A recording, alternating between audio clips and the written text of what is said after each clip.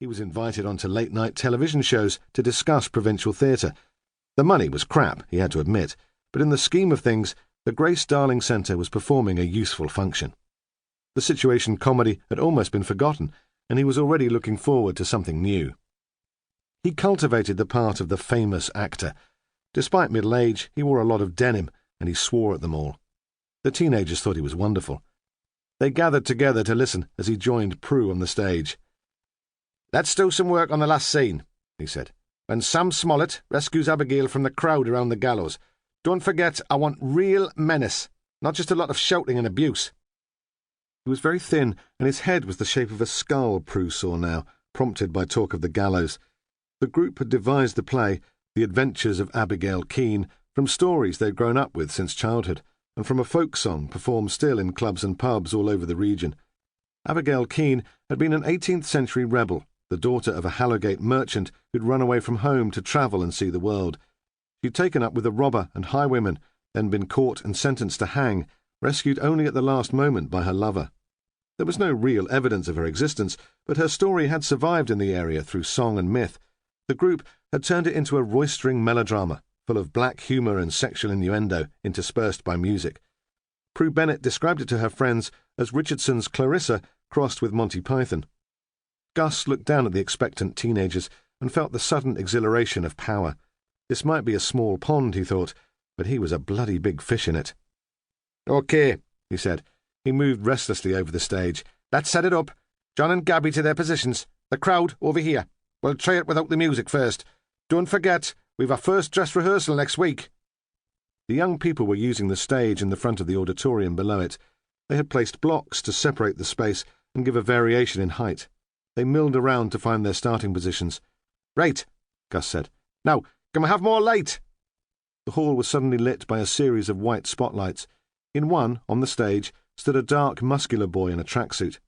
He held one hand to his face to shield the glare from the light. "Gabby's not here," the boy said flatly. "I haven't seen her all evening." "Bloody hell," Gus Lynch said.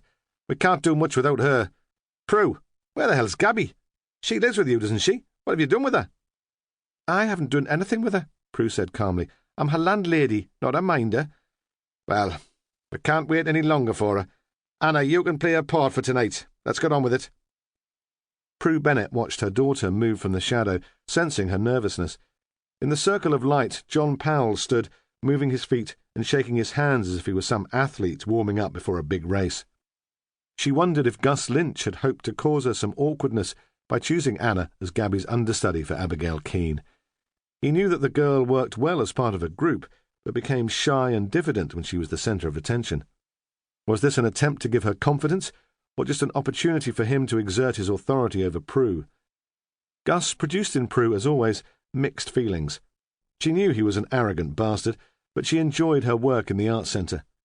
She'd been there for 3 years and still thought she was fortunate to have the job, that Gus Lynch had in some way been kind to employ her. She'd applied for the job at the Grace Darling with enthusiasm, but with little hope of success. She had little enough experience, a year in rep between university and getting herself pregnant. She'd had no real work since then. First, there had been Anna to look after, and just as the child grew more independent, her elderly parents had begun to make different and more cruel demands. Even now, 3 years later, she felt a remnant of gratitude to Lynch for not choosing one of the eager and attractive young actresses she'd met at the interview. She was still uncertain why he'd gone for her. Prue watched John Powell put his arm round her daughter. She knew it was acting. John was Sam Smollett, the highwayman, hero of the piece. But still, she felt a twinge of possessiveness. Something about the guarded tension of Anna's face made her anxious, reminded her of the turbulence of her own teenage years. She fancies him, she thought suddenly. She's excited by the physical contact. Then, almost immediately, I hope nothing comes of it. Not with John. He's too reckless. He's more Gabby's type. Then, what has it got to do with me anyway? I always promised myself I'd never interfere. Thought of Gabby produced her to more irritation. Where was the girl? She could be unreliable at home, but usually took the youth theatre seriously. She'd never been this late before. For the first time she began to worry, influenced despite herself by the lurid news reports. Perhaps Ellen knows something, she thought without much hope. I'll speak to her after the rehearsal. Then she felt resentful.